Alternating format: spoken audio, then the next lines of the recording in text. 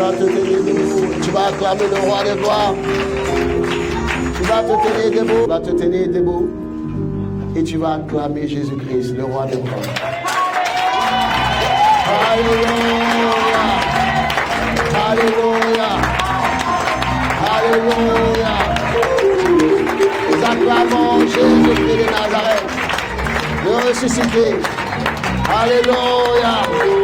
Oh, nous acclamons Jésus-Christ de Nazareth. Nous asseyons dans la présence du Seigneur. Que le Seigneur bénisse les chants qui nous ont accompagnés. Que le Seigneur bénisse son peuple. Je vais demander au service d'ordre, deux ou trois personnes du service d'ordre, de commencer à distribuer ces fiches au peuple. Alors, nous allons rentrer dans 21 jours de jeûne et prière. Et le thème de ce programme de 21 jours de jeûne et prière, c'est rappeler la faveur de l'Éternel notre Dieu. Amen. Rappeler la faveur de l'Éternel notre Dieu. Lorsque nous rappelons quelqu'un, c'est parce que ce quelqu'un s'est éloigné de notre vie. Et qu'est-ce qui a fait que ce quelqu'un s'est éloigné de notre vie? C'est le péché. Dieu a en horreur le péché. Et lorsque nous sommes dans le péché, Dieu s'éloigne de nous. Et donc nous voulons profiter de ce programme des 21 jours de jeûne pour que le Seigneur, notre Père et notre Dieu, d'accord, rétablisse sa faveur dans notre vie. Alors, nous aurons à partir du 1er novembre, c'est-à-dire vendredi, à partir de minuit, jusqu'au 21 novembre, nous aurons notre programme annuel de 21 jours de jeûne et prière. Et au cours de ces 21 jours de jeûne et prière, nous aurons 4 thèmes pour ne pas dire. Dans le premier thème, le premier sous-thème est la repentance. Parce que le premier thème, c'est rappeler la faveur de Dieu. Il faut qu'au sortir de ces 21 jours de jeûne et prière, que le Seigneur pose un regard favorable sur nous. Pourquoi le Seigneur ne pose pas de regard favorable sur nous? Nous allons traiter un bout ce matin. Amen. Et donc, nous allons prier pour la parole de Dieu. Notre Père, notre Dieu, te bénissons et nous te rendons grâce. Nous voulons te dire merci pour ta parole. Car ta parole est esprit et vie. Elle ne peut monter à toi sans avoir accompli son effet. Agis, Seigneur, mon Dieu, au travers de ta parole et transforme nos cœurs et nos vies, afin que, Seigneur, mon Dieu, nous soyons comme tu veux que nous soyons. Père, nous avons foi en toi et nous savons que tu es le Dieu fidèle. Au nom de Jésus-Christ. Amen. Le thème que nous allons traiter aujourd'hui, c'est la repentance. D'accord? Vous l'avez directement sur votre fiche. Et le passage biblique se trouve dans le livre de Genèse, chapitre 6, versets 7 à 8. Genèse, chapitre 6, versets 7 à 8. Et un deuxième passage se trouve en Jean, chapitre 9, verset 31. D'accord? Genèse, chapitre 6. Si vous n'avez pas de Bible, il se trouve sur votre feuille. Genèse, chapitre 6, versets 7 à 8. D'accord? Je fais la lecture. L'Éternel dit: je façonnerai de la surface du sol l'homme que j'ai créé, depuis l'homme jusqu'au bétail, aux reptiles et aux oiseaux du ciel. Car je regrette de les avoir faits. Mais Noé obtint la faveur de Dieu. Alléluia. Dans ce passage, le Seigneur exprime ses regrets, sa peine et sa désolation. Pourquoi? Parce qu'il a créé un homme qui est ingrat, égoïste et qui ne se souvient pas de tous les sacrifices et de tout l'amour pour le Dieu. Et au temps de Noé, Dieu va prévenir son peuple. Et Dieu va lui dire: très bientôt viendra le déluge. Mais la Bible dit, en ce temps-là, les hommes se mariaient, les hommes fêtaient, ils vivaient comme nous. Et ils ne prenaient pas garde à l'avertissement de Dieu. Parce qu'ils pensaient que Dieu n'allait pas mettre en exécution le décret qu'il avait pris sur la terre. Et les hommes n'en faisaient rien. Mais à cette époque, il y avait un homme du nom de Noé. Et cet homme-là était quelqu'un qui s'était mis à part. Et Dieu lui avait donné un projet, construire une arche. Et lorsque Noé a construit la arche, la Bible déclare que Noé a fait rentrer dans la arche des animaux, des reptiles, des oiseaux, de sexes différents, un mâle et une femelle. Jusqu'à ce que l'arche soit prête, et que le déluge arriva. Mais ce matin, qu'est-ce qui a fait que Dieu a détruit l'humanité? Et qu'est-ce qui a fait que Noé n'a pas péri dans cette destruction, mais qu'il obtient la faveur de Dieu? Qu'est-ce qui a fait ces choses? Qui a été à la base de cela? C'est la question que nous devons nous poser ce matin. Et lorsque nous prenons nos Bibles, dans le livre de Jean, chapitre 9, au verset 31, Exos. Alléluia. Et dans ce passage de Jean, chapitre 9, verset 31, la Bible nous parle du pécheur. Et la Bible dit que Dieu n'exauce pas celui qui vit dans le péché. Mais au contraire, il exauce celui qui l'honore. Alléluia. Ce matin, je voudrais, par le Saint-Esprit, te dire que beaucoup de choses sont dans ta vie. Beaucoup de choses sont dans ta vie. Et le message que le Seigneur m'a donné depuis cette semaine, tout au long de cette semaine, c'est dire à mon peuple de sortir de son péché. Frère, c'est un avertissement. Le Seigneur m'a dit de te dire, c'est un avertissement. Depuis longtemps, il te parle, mais toi, tu n'écoutes pas. Depuis longtemps, il te dit, sors de ton péché, ça ne t'intéresse pas. Tu vis dans ton péché. Parce que le serviteur de Dieu ne te voit pas. Parce que les responsables de Dieu ne te voient pas. Toi, tu n'en as rien à faire. Tu continues de vivre dans ton péché. Et le Seigneur m'a envoyé ce matin te dire, c'est un avertissement. Sors de ton péché. Parce que l'épée de sa colère n'est pas loin de ta vie. L'épée de sa colère n'est pas loin de sa vie. De ta vie. C'est la raison pour laquelle nous avons pris tout ce temps de repentance. Nous nous sommes mis à genoux. Nous avons fléchi pour obtenir la faveur, la grâce de Dieu. Au temps de Noé, il y avait des hommes comme toi et moi. Mais ces hommes-là vivaient mal, comme tu vis mal aujourd'hui. Dieu a pris le temps de prévenir.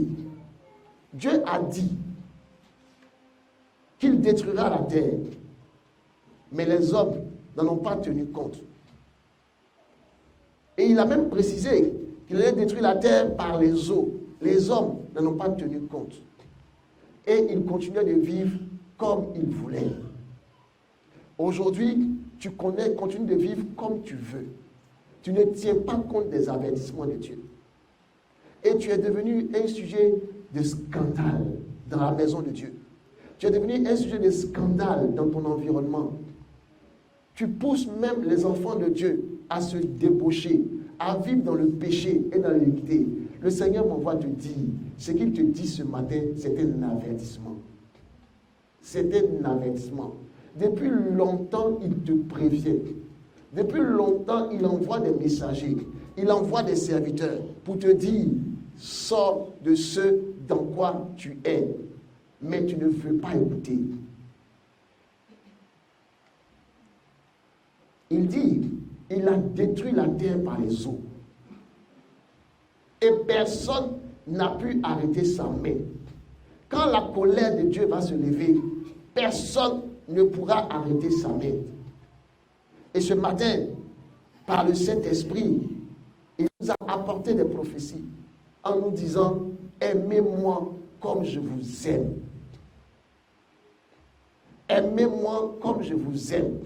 Toutes les prophéties, et il y en a eu au total 4, qui ont sonné dans l'église parlaient de l'amour de Dieu et de la repentance. Et ils disaient, repentez-vous. Et celui qui se repent abandonne son péché. Celui qui se repent abandonne son péché. Toi, tu te repens, mais tu replonges continuellement dans ton péché. Le Seigneur m'envoie te dire ce matin que c'est un avertissement. C'est un avertissement. La Bible dit que celui qui a des oreilles entend ce que l'Esprit dit aux églises. Il te dit ce matin, c'est un avertissement. Et quand Dieu te dit c'est un avertissement, ça veut dire que derrière ça, il y a l'épée qui s'est déjà levée. Il y a sa colère qui s'est déjà levée.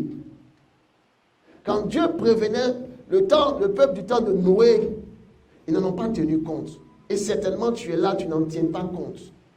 Parce que depuis longtemps, tu as entendu des messages dans lesquels le Seigneur t'interpelle et te dit, sors de ton péché.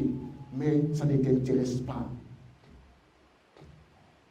Parce que tu continues de vivre dans ce péché-là. Et depuis des années, tu es dedans. Et tu es devenu un poison pour le corps de Christ, pour l'église de Jésus-Christ. Le Seigneur te dit, sors de ton péché. Sors de ton péché. Abandonne ce péché dans lequel tu es. Abandonne l'iniquité dans laquelle tu es. Parce que ce qui va venir après, mon frère, tu ne pourras pas arrêter ça. Parce que ta repentance ne pourra pas arrêter ça. Vous pensez que du temps de Noé, quand les eaux ont commencé à sortir de la terre, quand la pluie a commencé à tomber, vous pensez qu'avant que la terre ne soit immergée, ils n'ont pas eu le temps de se repentir, de demander pardon à Dieu? Mais Dieu avait fermé ses oreilles. Et il avait détourné son regard. Et la Bible dit, quand Christ est à la croix, Dieu détourne son regard. Parce que Jésus-Christ est devenu malédiction. Et il a porté nos malédictions. Et il faut que le jugement lui soit porté. Et il meurt à la croix.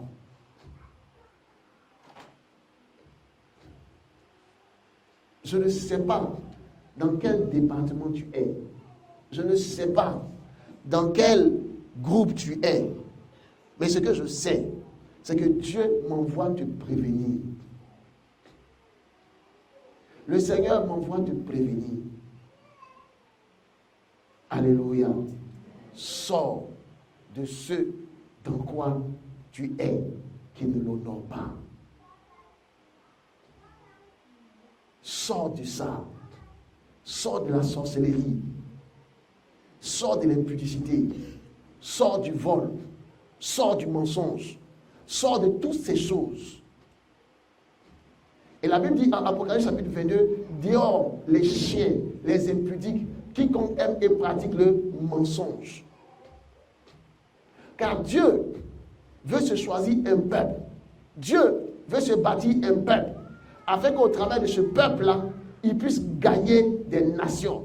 Il puisse gagner des âmes qui périssent. Mais toi, tu viens dans l'église et tu commets l'iniquité. Tu souilles l'église, tu souilles la maison de Dieu, tu souilles les frères de Dieu, tu souilles les sœurs de Dieu, ou les fils et les filles de Dieu. Et ça ne te dérange pas. Tu es tranquille, tu es assis. Le Seigneur m'envoie te dire, c'est un avertissement. Sors de ce dans quoi tu es. Parce que quand le déluge va commencer, tu ne pourras pas arrêter ça. Et ce n'est pas tes cris, ce n'est pas tes lamentations qui vont arrêter ça. Ce n'est pas vrai. Et la Bible déclare que l'eau a submergé la terre. Et l'arche, qui avait été bâtie comme un bateau, a surplombé la terre, s'est élevée au-dessus de la terre. Et Noé et sa famille ont été préservés. Pourquoi? Parce que Noé obtient la faveur de Dieu. Ceux qui obtiennent la faveur de Dieu sont ceux-là qui, après s'être repentis comme tu l'as fait ce matin, abandonnent leurs pratiques, abandonnent leurs péchés, abandonnent tout ce dans quoi ils sont qui ne glorifient pas le Seigneur. Parce que quand le Seigneur prend le temps de te prévenir, ça veut dire qu'il n'est pas loin de te frapper. Et quand Dieu sera en train de te frapper, mon frère, ma soeur, ne seront pas avec toi. Tu seras seul face au jugement de Dieu.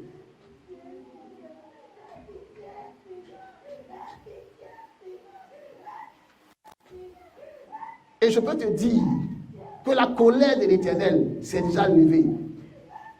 Je peux te le dire. Parce que tout au long de cette semaine, le Seigneur n'a pas cessé de m'interpeller pour me dire, dis à mon peuple que je vais châtier les fils rebelles, les filles rebelles, ceux-là qui ne tiennent pas compte de ma parole. Je vais les froisser et je vais les frapper. Et c'est la raison pour laquelle la première partie de notre programme est un temps de repentance pour demander pardon au Seigneur. Pour demander pardon au Seigneur.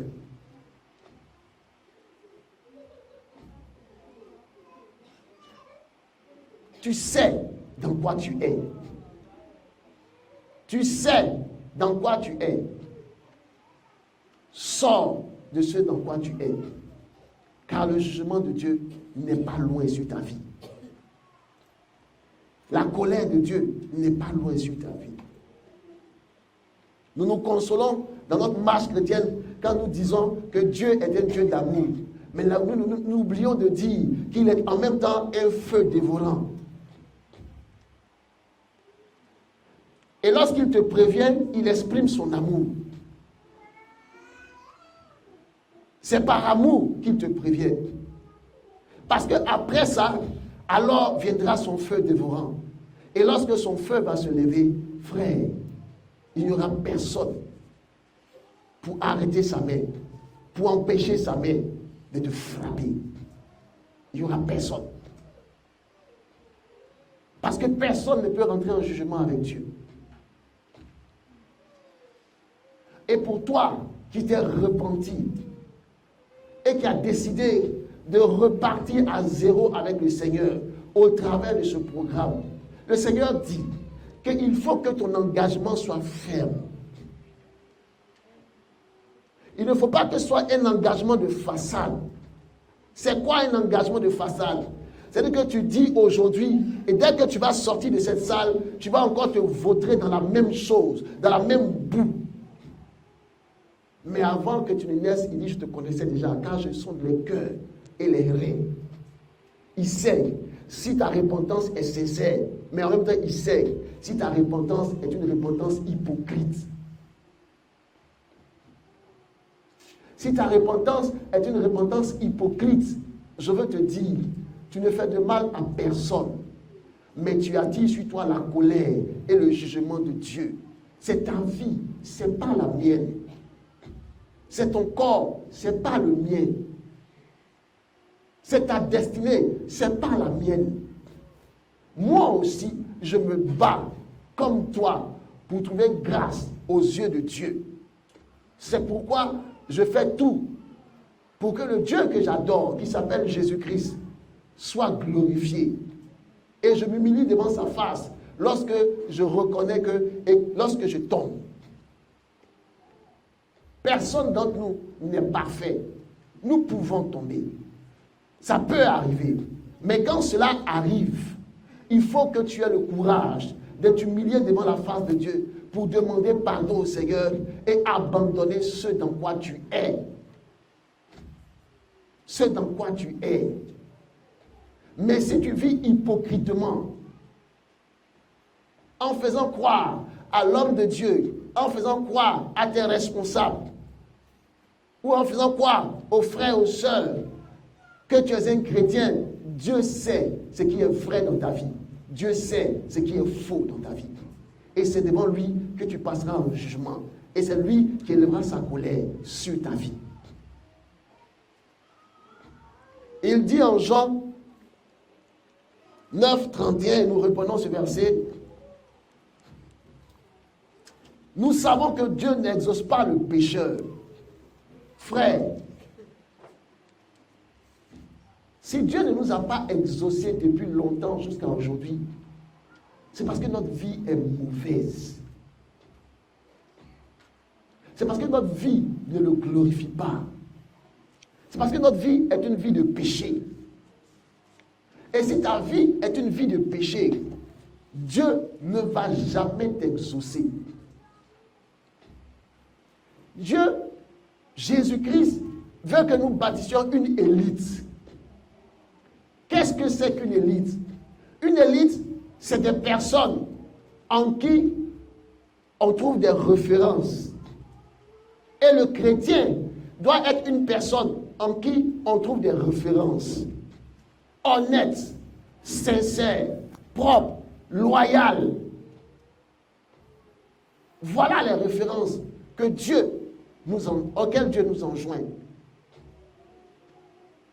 Mais toi, tu es malhonnête, déloyal, sale, à tous les niveaux, spirituellement comme physiquement. Et tu sais de quoi je parle.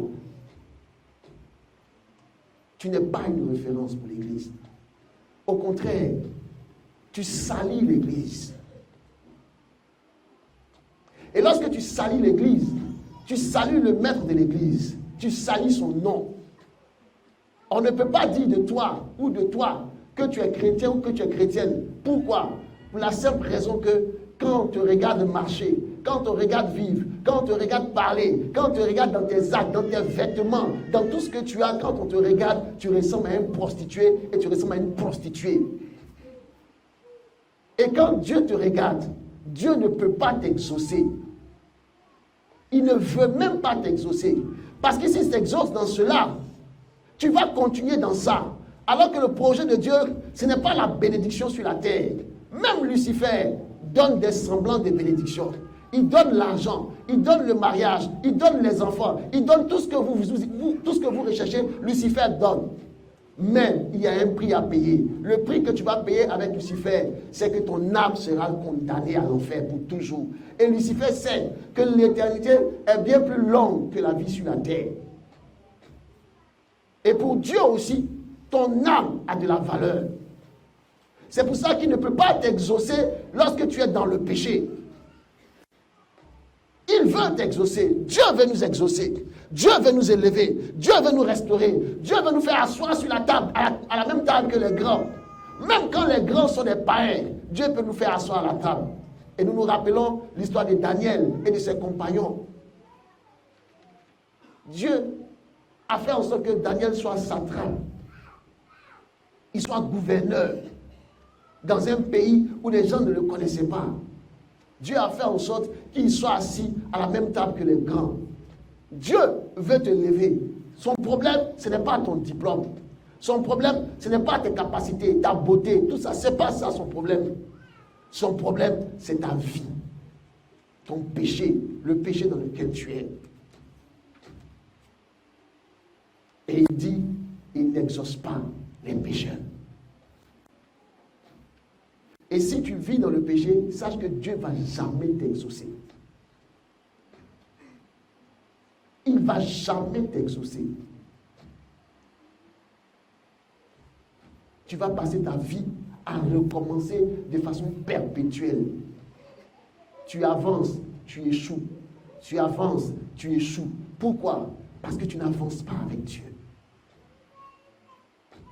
Alors que chacun de nous rentre en lui-même et qu'il pose la question au Seigneur. Seigneur, qu'est-ce qui fait que tu ne m'exauces pas?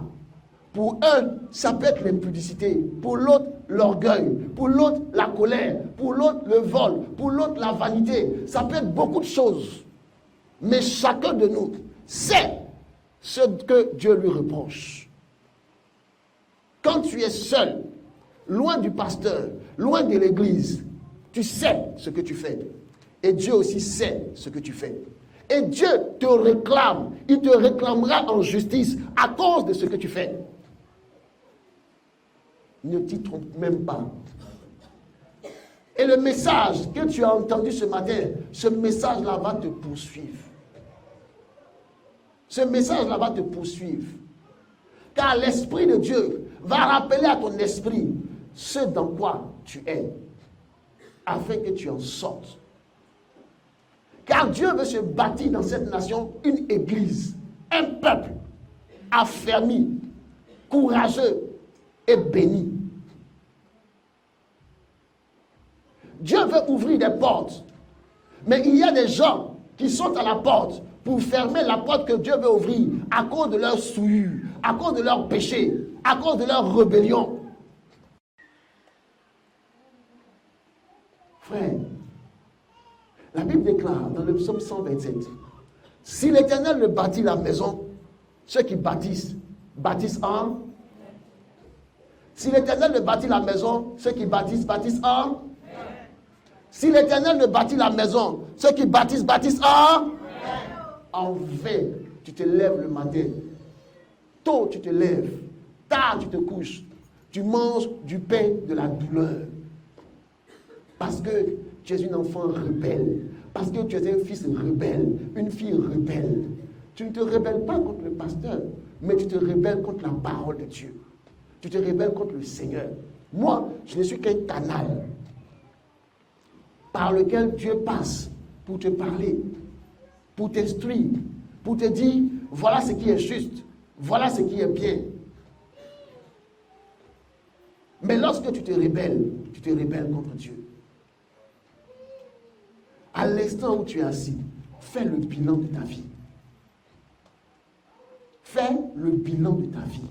Dans quoi je suis? Dans quoi je suis? Quelles sont les compromissions dans lesquelles je suis? Regarde, tout ce dans quoi tu es, où est-ce que ça t'a conduit? Où est-ce que ça t'a conduit? Lorsqu'on est dans les compromissions, on se bat avec notre propre force. La Bible dit que ce n'est ni par la force, ni par l'intelligence, mais c'est par le Saint-Esprit. Lorsque tu es rebelle, tu penses que ta beauté va te permettre d'avoir un mari. Tu penses que ta beauté va te permettre d'avoir de l'argent. Tu penses que tes attitudes, ton vol va te permettre d'avoir l'argent. Tu penses que ton orgueil, tout ça va te permettre d'avoir de l'argent. Mais, depuis que tu es en train de faire ça, tu as eu quoi? Depuis que tu es en train de faire ça, tu as eu quoi? Tu es encore à la même case de départ. Tu es au même niveau. Rien n'a bougé dans ta vie. Rien n'a changé. Au contraire, ta misère va en s'accroissant. Et la Bible dit que le bien mal acquis ne profite jamais. Le bien mal acquis, il ne te profitera en rien du tout. Tu auras l'impression, un semblant de bien-être et de bonheur. Mais en vérité, c'est quoi? C'est la peine et c'est la douleur. Beaucoup d'entre vous se sont retrouvés dans cette nation en quête de bonheur. Mais lorsque vous faites le bilan, où est le bonheur? Où est arrivé le bonheur?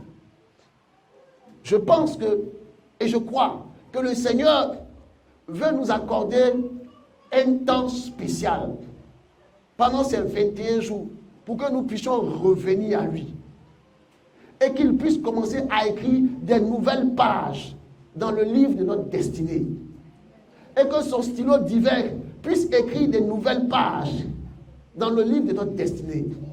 Et si nous sommes sincères avec lui, si nous marchons en toute sincérité avec lui, il écrira pour nous sur les pages de notre destinée une vie glorieuse au nom de Jésus.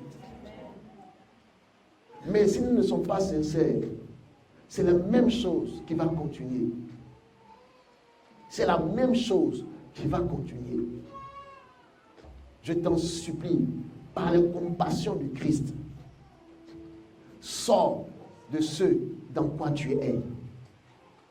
Sors de ce dans quoi tu es. Sors du péché. Sors du mensonge. Sors du vol. Sors de la sorcellerie.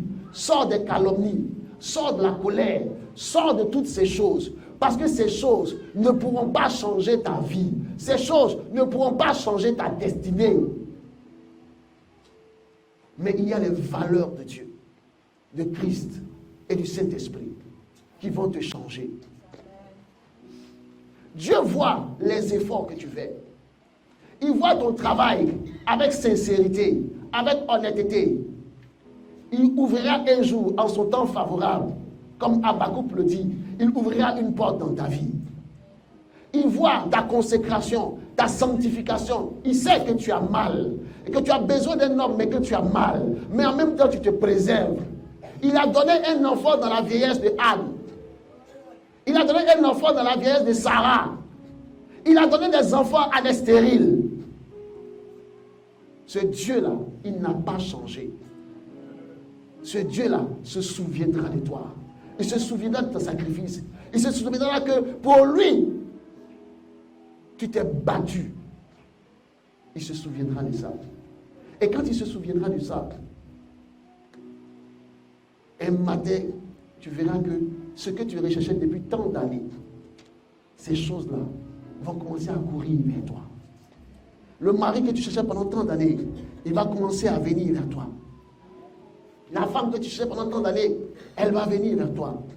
Les projets que tu voulais réaliser depuis tant d'années vont venir à toi. Tu vas voir, le Seigneur va ouvrir les écluses des cieux. Il va ouvrir sur le trône de sa grâce. Et il va récompenser ton travail. Dieu récompense le travail. Dieu récompense ses enfants lorsqu'ils vivent dans la sanctification. Lorsqu'ils vivent dans l'honnêteté. Le Dieu que nous prions n'est pas un Dieu méchant. N'est pas un Dieu cruel. Il est un Dieu bon. Mais en même temps, il est un Dieu juste. Juste. Ça veut dire qu'il ne va pas transformer ton faux en bien. Si tu es dans le faux, il ne va pas te dire que tu es dans le bien. Il va te dire que tu es dans le faux. Mais si aussi tu es dans le bien, il ne va pas te dire que tu es dans le faux. Il va t'encourager en te disant que tu es toujours dans le bien. Frères et sœurs, les temps sont achevés et Jésus revient bientôt. Un moment viendra, tu n'auras plus la force de travailler parce que tu seras âgé. Un moment viendra, ta vigueur aura disparu parce que tu n'es plus jeune. Un moment viendra, ta beauté va se faner. Et il y a un temps pour toutes choses. Et pendant que le Seigneur te prévient, pendant que le Seigneur t'avertit, pendant que le Seigneur t'interpelle, saisis ces paroles. Saisis ces paroles dans ton cœur. Rentre en toi-même. Déchire le manteau de l'iniquité qui vit dans tes entrailles. Déchire-le. Et présente-toi au Seigneur tel que tu es. Ça ne sera certes pas facile. Parce que tu es en train de te dire, mais si je n'ai pas cette personne, comment je vais faire pour vivre? Si je ne fais pas telle chose, comment je vais faire pour vivre? Aie confiance en Jésus. Aie confiance en Jésus. Aie confiance en Jésus. Ce matin, je veux pouvoir prier pour des gens qui veulent faire confiance au Seigneur et changer de vie et dire, Seigneur, je veux repartir à zéro avec toi. Parce que tu me donnes, au travers de ce programme, tu me donnes l'occasion de repartir à zéro avec toi. Je vais demander aux frères et aux sœurs qui d'un cœur sincère, sans chercher à tromper Dieu, mais honnêtement, qui veulent changer de vie, qui veulent changer de position, de se lever de leur place.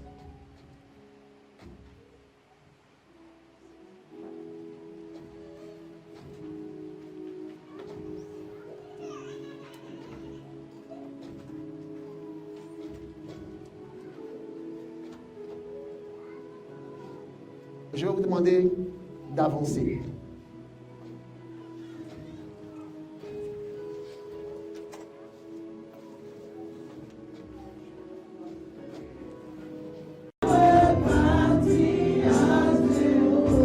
C'est là.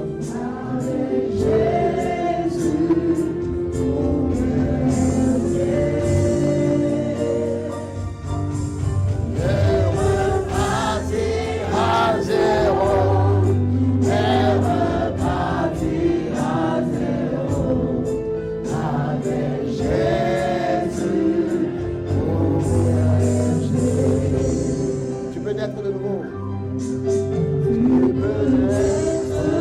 Tous ensemble nous chantons. Tous ensemble nous chantons. Tous ensemble nous chantons. Oui, tous ensemble nous chantons à la gloire de Dieu.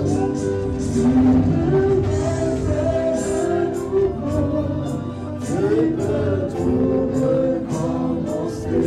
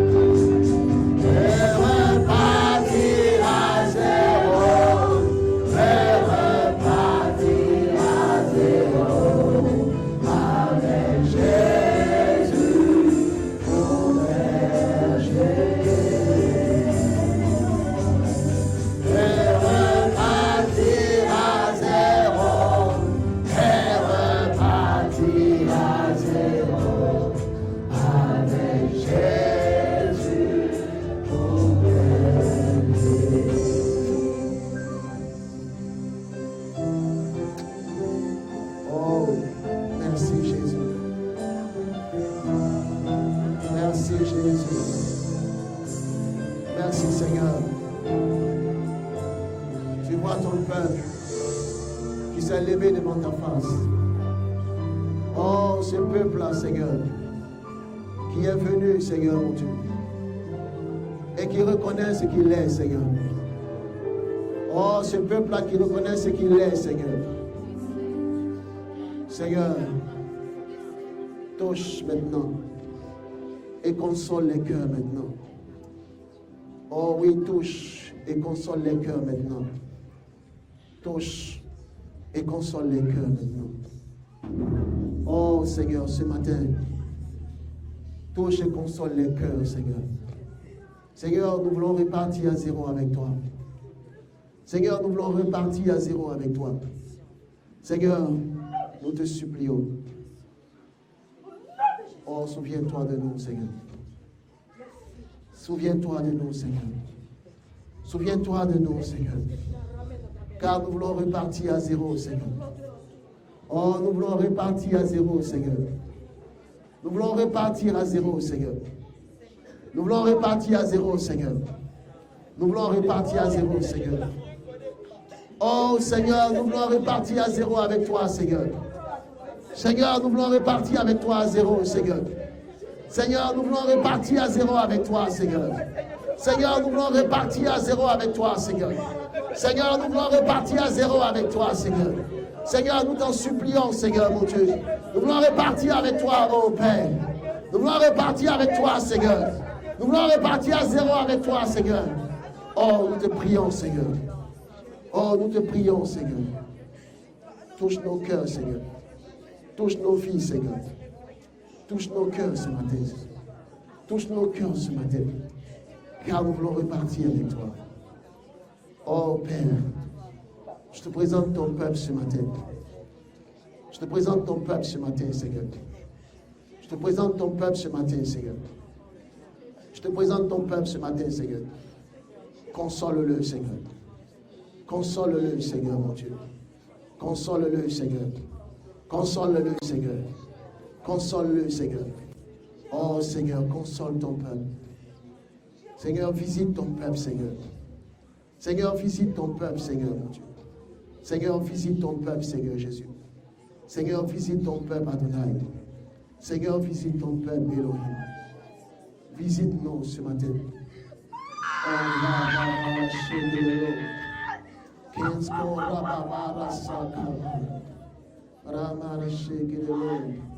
Rikabababara, shake the Lord. Rikabababara, shake the Lord. Oh Seigneur. Oh Mama, shake the Lord.